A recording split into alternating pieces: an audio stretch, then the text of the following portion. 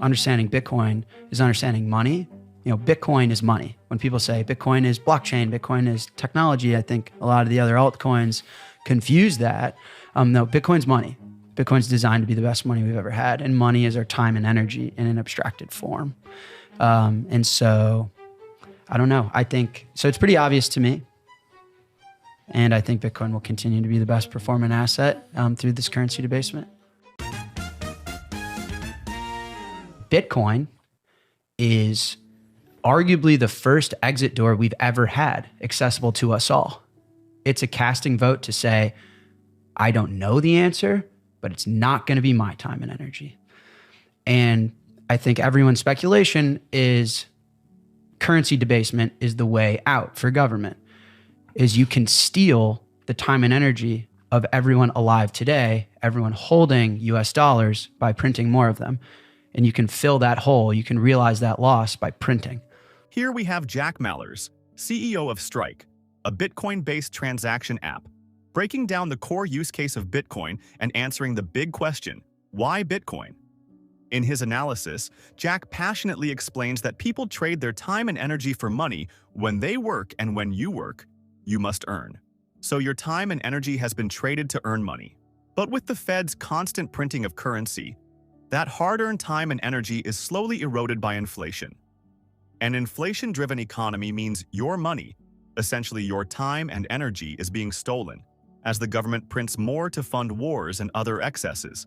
According to Jack, if you want to preserve your wealth and fight back against this system, Bitcoin is the sound money everyone needs. He also teases two strategies that could theoretically make Bitcoin worthless, if the feds dare to explore them. Curious to know what they are? Watch the full video for Jack's compelling breakdown and finally answer the question, why Bitcoin? As we bring you more clips from the interview, take a moment to like the video, subscribe to the channel, and turn on post notifications for more video like this. You can join the conversation by dropping your thoughts, comments, and observations in the comment section below. Everything you do helps with YouTube algorithm and immensely contributes to the channel growth. Thank you, and enjoy the video. Right? And I think Bitcoin is the best expression of currency debasement. So if you want to protect yourself, you buy Bitcoin. If you want a put option on the bond market, you buy Bitcoin. If you want to be long volatility, if you want to be long chaos, if you want to monetize this problem, if you want to monetize and make money and benefit from the issues government has caused, Bitcoin is that. And I think everyone between Larry Fink to President Bukele to Dorsey to Saylor to now potentially Trump, right? That's what I think is happening, is that there's so I love that global debt to GDP. To you, metric. to I, to Danny, to everyone. Right. It's the first time there's ever been an alternative financial system, an alternative money that we all have access to. You know, traditionally, you think of gold, you think of real estate as ways to capture and store your time and energy. Why? Because gold is a collection of chemicals that's close to what you want out of a money, because government can't print it, right? It's hard to create more of it. It's not perfect, but it's close. Real estate, in theory, the theory behind real estate is you can't print any more land. Does that mean you can't print any more real estate? Unfortunately not. They're going to build a building in Manhattan that's 10,000 stories high, right? But these things are close. And Bitcoin, in my opinion, is the first man-made money. We didn't make gold. We didn't make land. Depends on how religious you are and stuff, but right? You know what I mean? Yeah, I know. We made Bitcoin from scratch to solve this specific problem. And it is the first man-made, human-engineered money to be perfect. And it is the best expression of this problem that everyone has access to. Not everyone has access to Miami beachfront real estate. Not everyone has access to store tons and tons of gold in a vault protected by armed weapons in their basement. But everyone can get Bitcoin and get out. I think one of the issues is the exit door is not very big. All right. Can everyone get out? Mathematically, no. What's the best way to kill Bitcoin? He's like, good government. Well, I think it's helpful to just talk through some of the, there are real options. And I don't think they're practical and I don't think they're going to happen, but it's useful to kind of break these things down. let's say Bitcoin didn't exist and I'm the president of the United States, how do I fix this problem? And maybe I'm allowed to be president for the next 100 years guaranteed. So I'm not operating in these cyclical terms where I have to continue to convince the public to vote for me and stuff. The point is, if there were no consequences and no other options, what you do is you let the banks fail, right? You take away the simplistic government guarantee that banks can't fail. Take away FDIC insurance and tell everyone that if your deposit isn't there, then you're screwed. Everyone withdraws money out of the banks collapse, bankers are kicked out onto the curb, some of them maybe go to jail, all these banks fail. That's the death of the treasury market, bonds are destroyed, and we rebuild from there. That is an option. Someone can campaign and say, I'm going to fix the economy, fix our deficits by collapsing all the banks. All of your social security checks, gone. Medical care, gone. Easy access to oil, gas, and energy, gone. I'm going to fuck your life. But it's going to be good because 10 years later, we're going to be great. And we saw that in the Great Depression, right? We lived through that and then we kicked ass, won the world wars, and became the America that now is being questioned today. How did that happen in the Great Depression? What did they do? It's a similar thing. It was just like a great reset. They had no choice. It was just like a great reset. And so just to be clear, like that's technically an option. In 2008, like what should happen when a banks fail? The shareholders take over the bank.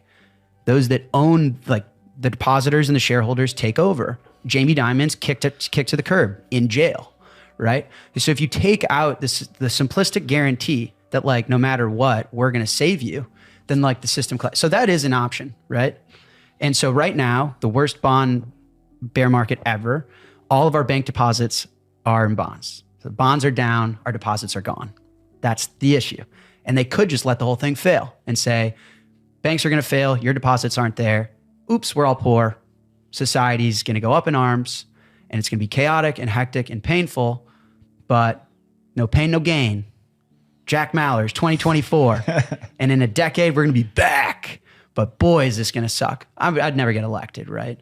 No. And so what's interesting is Milei kind of campaigned that way. Mm-hmm. And so I think a lot of what we're seeing in Argentina is a foreshadowing for some of the West. You need enough civil unrest. When the United States of America was founded, if you look back at how our founding fathers were talking, like they were willing to die for freedom. I've become a recent fan of history, or just gotten more into his, honestly inspired by Sailor. That guy's reciting like Roman. Yeah. But if you look back at the founding of America, they were willing to die for freedom and independence from you, right? And I don't think we're there yet.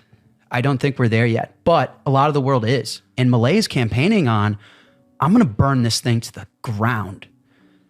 And it's going to suck and be painful. And all these losses that our prior leaders bestowed on us, we're going to take them on to the face and get our ass kicked. But then on the other side, we're going to be better. And that guy won the election. That's why it was such a big deal. I don't think America's there yet. So eventually you do get enough civil unrest where the people want the pain. It's enough. And they want to go through it together for a brighter future. And you're seeing that in a country like Argentina. America, we're not there yet. You're seeing inklings of it. I think like Trump's election in 2016 was fascinating. It was like people want to shake it up. They want something different, right? They don't want a Clinton. They don't want like these classic American political families. They want something different. But we're not there yet. So the point is, sorry, it's a little long-winded, but the point is they're not going to let the banks fail, obviously. You're not going to get elected saying Social Security gone, your bank deposits gone, your medical care gone, 2 cars in a garage, access to unlimited energy, cheap oil, cheap everything, gone. You're not going to win the election. So what's the only other way out? Is to debase the currency. And you open any market chart and you see that. Gold up, S&P up, right? Everyone's worried of currency debasement. And Bitcoin is the antithesis of currency debasement. It's the expression of currency debasement. It's the exit door of currency debasement. And like, you know, the ETFs told me everything I need to know. The poor Winklevoss twins, your buddies, I mean, poor guys, trying to get an ETF for a fucking decade. They still haven't got one. Mm-hmm. Larry Fink shows up and is like, Yeah, no, the time's now. I need it yesterday. Boom, done. Case closed. Tells you everything you need to know, right? So yeah, there are two doors. One is letting everything collapse and fail. That's not an option. So the only other one is they're going to have to steal the time and energy of all of us that hold the currency. And so you got to get out. Understanding Bitcoin is understanding money. You know, Bitcoin is money. When people say Bitcoin is blockchain, Bitcoin is technology, I think a lot of the other altcoins confuse that. No, Bitcoin's money. Bitcoin's designed to be the best money we've ever had. And money is our time and energy in an abstracted form. And so I don't know. I think, so it's pretty obvious to me. And I think Bitcoin will continue to be the best performing asset through this currency debasement. And there you have it. Jack Mallers breaking down why Bitcoin is more important now than ever. Currency debasement is happening in every economy, yet we've been conditioned to see it as normal. But it's not. When governments interfere with the natural flow of things, it distorts the concept of sound money, money that should allow you to buy more and do more. The truth is, the natural state of a free market is deflationary, where you should be able to afford more for less. But with constant meddling, that's slipping away. What do you think of Jack's analysis? Let us know your thoughts. We'd love to hear your take, so share your comments and insights below. And if you enjoyed this video, don't forget to give it a thumbs up, share it to help us reach more viewers, and subscribe for more exciting content like this. Thanks for watching.